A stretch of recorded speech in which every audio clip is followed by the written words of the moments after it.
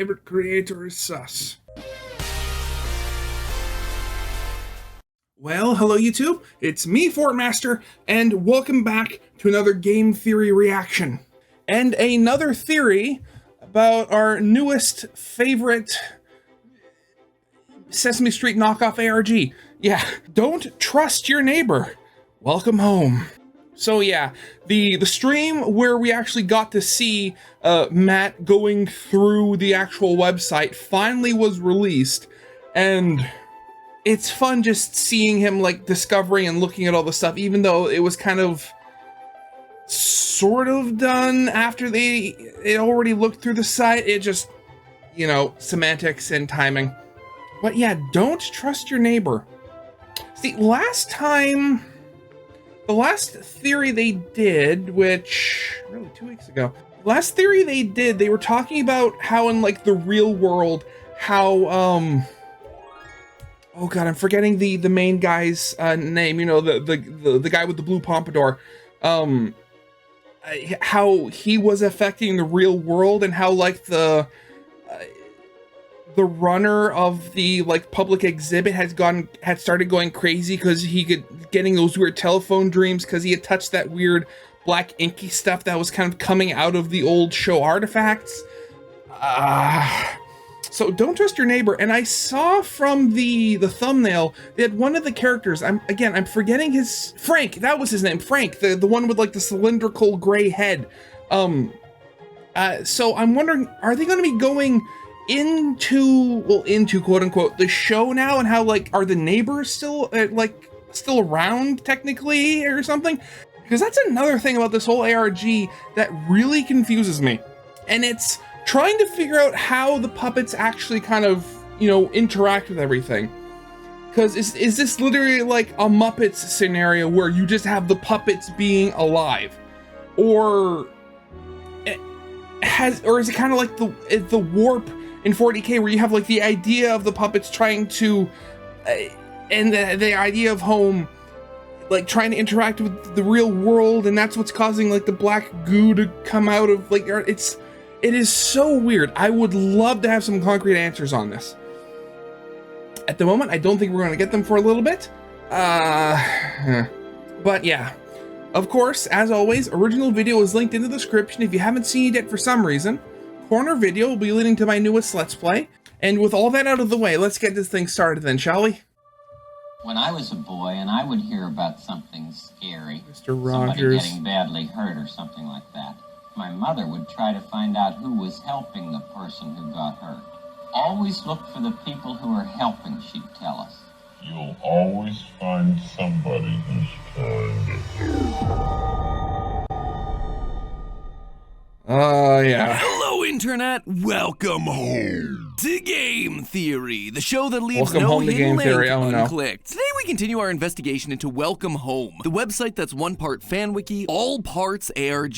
Last time we began doing a deep dive into the website's July update, where through a series of hidden links, secret safe codes, and invisible ink, we discovered that the main character Wally was covering his artwork in a strange paint-like substance, one that allows him to speak to, control, and convert new followers into a cult. But things are never quite that simple. Of course they Wally aren't. is not just a physical puppet, he's a figurative one as well. He appears to be nothing more than a pawn in a larger scheme, having his strings pulled by the real threat, Home, the living house at the center of the neighborhood. If you didn't catch the previous theory, you should probably subscribe, since we always cover fun and exciting stuff like this. Subscribing is also important though, because sometimes there's just too much to cover in a single episode. You see, last time we left things on a bit of a cliffhanger. There were still several parts of the update that I had yet to cover. Twisted videos of rotten vegetables, muffled conversations with the neighbors, and one character who's secretly looking to betray them all. Today's revelations, I believe, will not only give us an answer about Home's ultimate goal, but also tease what we can expect from this franchise moving forward into the next major update. So is it really take a my hand, franchise? theorists, as we have one more stroll around the block in the sinister neighborhood we call home. One thing I didn't expect when logging back into the Welcome Home website post-update was the sheer amount of bugs across the site. And no, I'm not talking about broken links or buttons that They're don't work. I'm literal talking bugs. literal bugs crawling around the website. These colorful little critters appear on nearly every page. And at first I thought it was just a little extra design flair, adding some movement to an But that otherwise one static has an page. But then eye. I noticed this particular part of the most recent newsletter. Quote, "Please excuse those pesky bugs, dear neighbor. What is a beautiful home without a pest or two? We will do our best to keep things neat, tidy, and organized." I mean, they might as well have just said, "Do not touch" in giant red letters. So of course, Yeah. I'ma touch it. When you do, you're met with something completely new to the series. A video. A video that opens another side of the story that Wally, Home, and the Restoration Project do not want people to hear. So let's take a look for ourselves, shall we? We don't get a lot visually from the videos themselves. They appear to be our neighborhood characters interacting with each other. The conversations seem to be very trivial on the surface. Sally wants Poppy to bake a cake, Howdy is talking about his family back home with Barnaby, and Eddie and Julie play make-believe games. Nothing's really happening, but we know better. Looking at the details here, you start to notice that the conversations are happening off in the background, meaning that whatever perspective we're seeing this from, it's not the character that we hear. So, whose perspective are we in, and why are we watching? Well,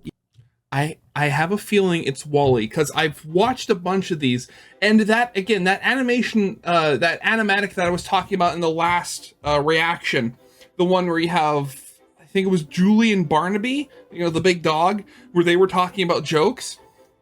And I always thought of it, or since I saw that at least, where it's like Wally is a part of the scene, but he's completely spacing out, and it's only when he is actually like talked to by somebody else that it starts glitching out or something. you don't have to wait long to get your answer. At the end of each and every video, one of the characters addresses Wally, and as they say his name, the audio distorts and the visuals cut out. I'm sure we can come up with a wonderful joke between the three of us. Isn't that right? Next time, don't give Eddie any hints, eh, Walsh? I didn't see you there. What can I get for you today, Walsh?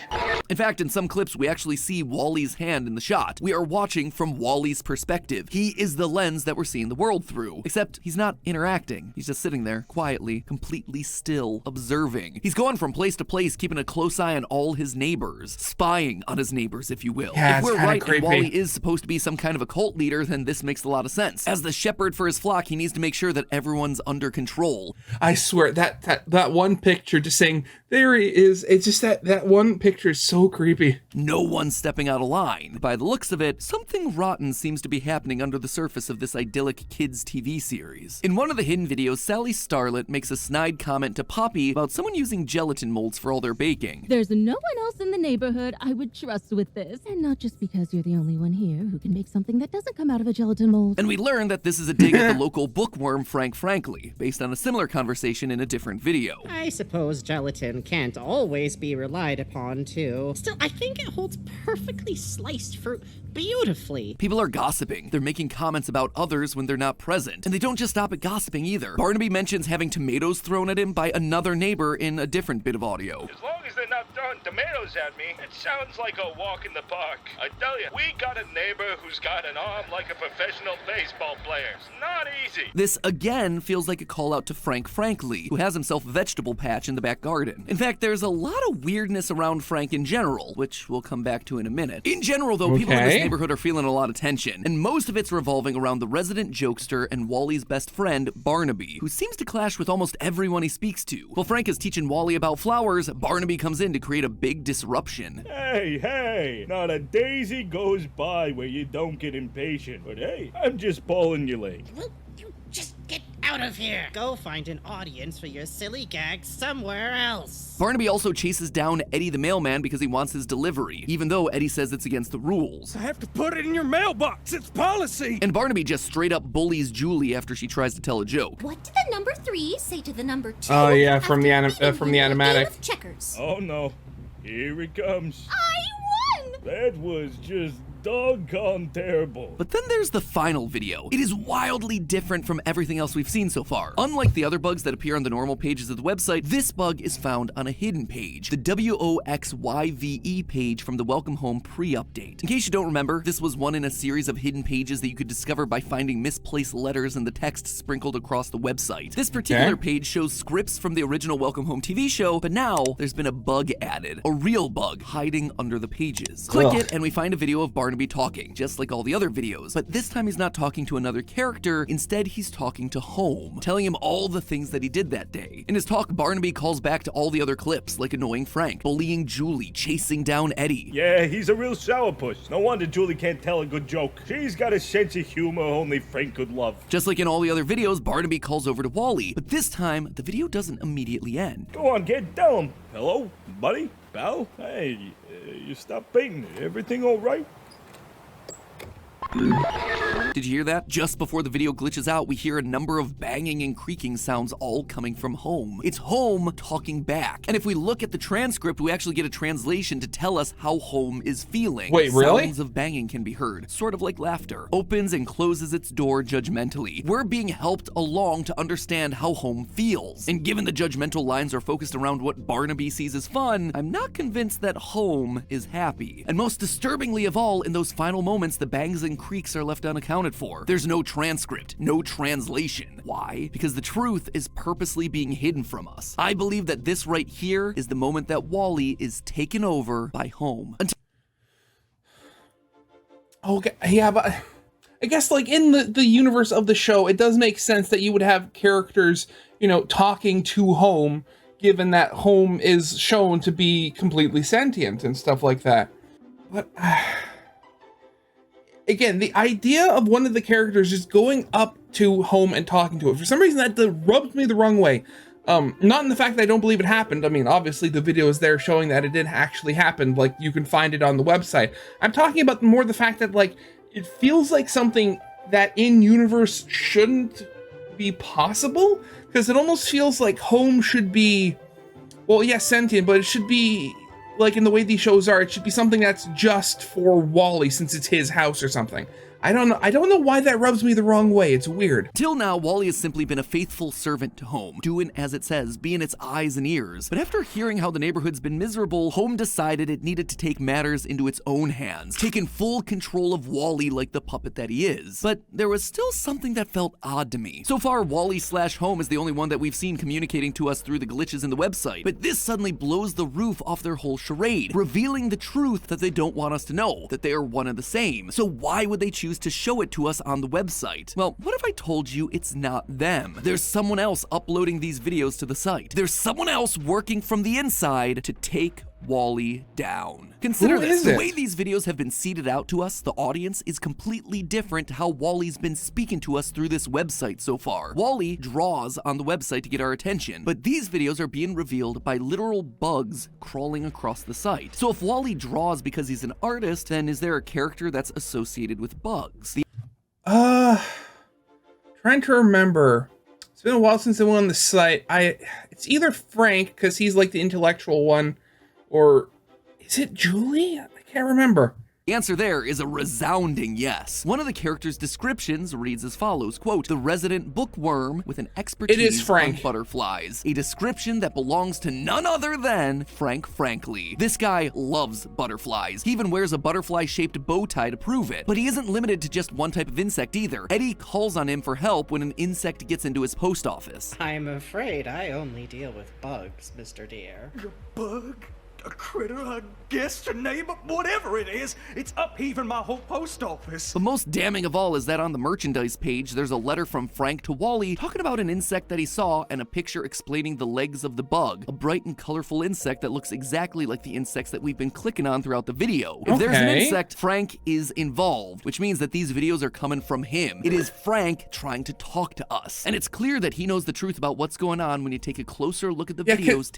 Well, I mean, it does make sense. I mean, this is obviously a cult, but again, obviously, if you have somebody of higher intelligence, i.e. the bookworm of the group, it would make sense that they would be the first one, or at least one of the first ones, to be able to see all of the patterns and say, hey, wait, something isn't right here. taken place in his garden. Frank is the only one with a vegetable patch, as seen from the neighborhood page, but the garden isn't quite right. There's a rotting tomato just lying there, and Frank acknowledges it in one of the clips. They just won't leave my tomatoes alone, and who am I to shoo them away? But it's just left there for us to stare at, this sign of decay. Just like Wally, Frank here is painting us a picture. He's telling us that life since joining the cult isn't all it's cracked up to be. There's a sign of decay inside. There's something corrupt in the middle of this otherwise pristine looking place. In fact, in multiple clips, he's suspicious of the true nature of basically everyone around him. I doubt you're any sort of beagle. I've never seen any blue dog before in my life. Frank knows the neighborhood, Barnaby, Howdy, and Home are not what they seem on the surface. In fact, he's afraid of them. In that same video clip of the vegetable garden, we see a lineup of these colorful things. If there are any professional gardeners out there that want to tell me exactly what they are and what their name is, I'd appreciate it. Yeah, they're just like painted wooden clothes pegs, and they're just,